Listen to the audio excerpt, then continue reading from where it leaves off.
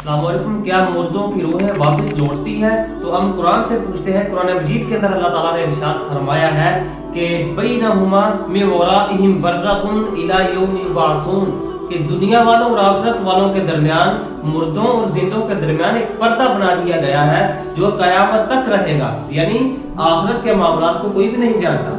हाँ, अगर किसी की रूहें जो कहता है कि दुनिया में आती हैं, इस तरह की कोई दलील नहीं है।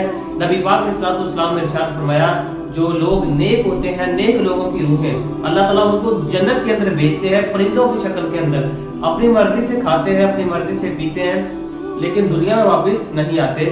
मिन वराइहिम बरज़खुन इला यौम युबअसून, कयामत तक के लिए इनके दरमियान एक पर्दा बना दिया गया है।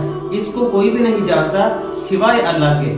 लेकिन जो नेक लोगों की रूहें होती हैं, अल्लाह ताला ने कुरान मजीद के अंदर इरशाद फरमाया, वो इल्लीजीन के अंदर जाती हैं, और जो बुरे लोगों की रूहें हैं वो सिज्जीन के अंदर जाती हैं। सिज्जीन और इल्लीजीन क्या है? किताबुम मरकूम यशहदुहुल मुकर्रबून, ये एक रजिस्टर है, एक दफ्तर है जहाँ पर इनके अमाल लिखे जाते हैं, और वहाँ पर फरिश्तों का पहरा मौजूद है। यशहदुहुल मुकर्रबून, अल्लाह के मुअज़्ज़ज़ मुकर्रब फरिश्ते वहाँ पे होते हैं। बंदा कैसे वापस आ सकता है?